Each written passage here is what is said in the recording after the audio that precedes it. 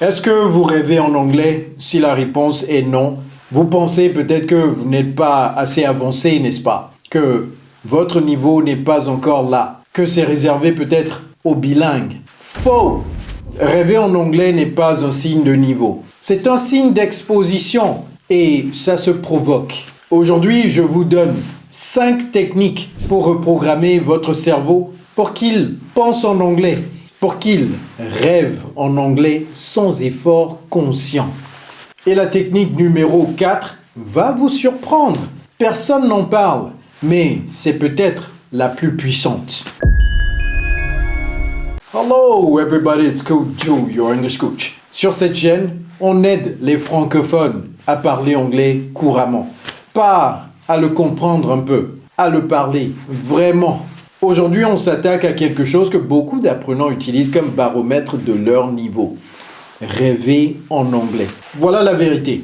Le cerveau ne rêve pas dans une langue. Il rêve dans les images, les émotions, les sons qu'il a absorbés le plus récemment. Pas les mieux maîtrisés, les plus présents. C'est ça le levier. Pas votre grammaire, pas votre vocabulaire, votre exposition quotidienne. L'école vous a appris à étudier l'anglais, pas à vivre dedans. On va corriger ça maintenant. Au fait, si vous avez du mal à parler anglais, n'hésitez pas à nous contacter. Nous avons déjà aidé des milliers de francophones dans plus de 60 pays du monde à parler couramment cette langue. Cliquez sur le lien dans la description de cette vidéo et nous nous ferons le plaisir de vous aider à changer radicalement votre vie grâce à l'anglais. Première technique, immersion sonore au moment du sommeil. Ce que ça règle, votre cerveau classe ses expériences pendant la nuit. Si la dernière chose qu'il a entendue avant de dormir, c'est de l'anglais, il intègre cet anglais pendant le sommeil. Et comment le faire? Les 30 dernières minutes avant de dormir. Pas de télé française, pas de scroll en français, pas de conversation en français. À la place, un podcast anglophone, une série américaine sans sous-titres français, une vidéo YouTube en anglais. Peu importe que vous compreniez tout. L'objectif, c'est de remplir votre cerveau d'anglais juste avant qu'il bascule en mode traitement nocturne. Pourquoi ça marche? Le cerveau ne trie pas le contenu pendant le sommeil. Il rejoue ce qui était actif en dernier. Vous lui donnez de l'anglais, il rejoue de l'anglais. Résultat attendu. En 2 à 3 semaines de régularité, vous commencez à entendre des fragments anglais dans vos rêves. Pas des phrases complètes au début. Des sons, des mots, des voix. C'est le début. Deuxième technique, le monologue intérieur en anglais. Ce que ça règle, vous pensez en français toute la journée. Même quand vous parlez anglais, vous traduisez en temps réel depuis le français. C'est pour ça que vous êtes lent. C'est pour ça que vous cherchez vos mots. Comment le faire? Choisissez une activité quotidienne simple. Préparer le café, conduire, faire la vaisselle. Pendant cette activité, décrivez ce que vous faites en anglais, dans votre tête, à voix basse. Peu importe. Exemple, I'm making coffee. I need to add more sugar. The traffic is terrible today. Pas besoin que ce soit parfait. L'objectif, c'est de remplacer le flux français par un flux anglais. Pourquoi ça marche? Le monologue intérieur, c'est le canal le plus direct vers la pensée inconsciente. Quand vous pensez en anglais, vous rêvez en anglais, pas l'inverse. Résultat attendu, en 1 mois, vous remarquez que votre cerveau formule des pensées en anglais spontanément sans effort, sans décision consciente. Avant de continuer, faites pause et dites-moi en commentaire. Est-ce que vous avez déjà essayé de penser en anglais dans votre quotidien? Je lis tous vos commentaires. Troisième technique, la journée à thème linguistique. Ce que ça règle, vous consommez de l'anglais par fragments. Une vidéo ici, un podcast là. Le cerveau ne perçoit pas ça comme un environnement. Il perçoit ça comme des interruptions. Comment le faire? Eh bien, choisissez un jour par semaine. Ce jour-là, tout ce qui est possible se fait en anglais. Vos playlists, vos podcasts, vos recherches sur Google, vos notes, même vos rappels dans votre téléphone. Exemple, reminder, call mom at 6 p.m., buy groceries, go to the gym. Ce n'est pas une journée d'études, c'est une journée d'immersion légère. Vous vivez votre vie normale en anglais. Pourquoi ça marche? L'immersion prolongée envoie un signal clair au cerveau. Ce n'est plus une matière, c'est un mode de vie. Et le cerveau s'adapte à ce qu'il perçoit comme permanent.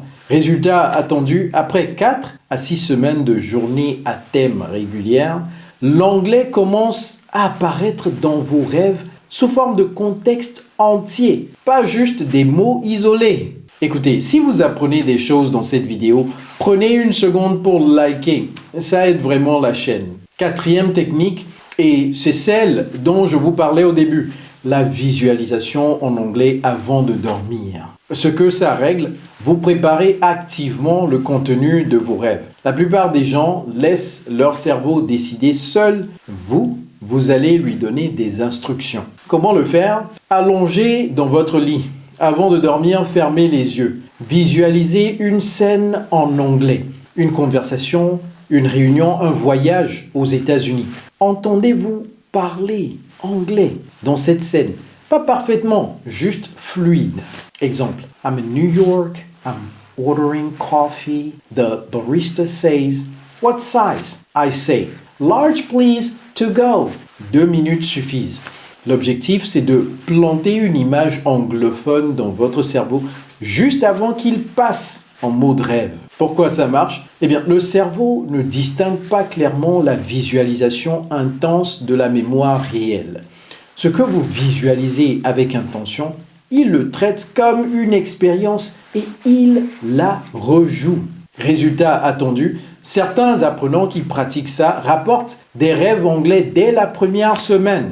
Ce n'est pas garanti, mais c'est la technique la plus directe pour court-circuiter le processus. Personne n'en parle parce que ça ressemble à de la méditation.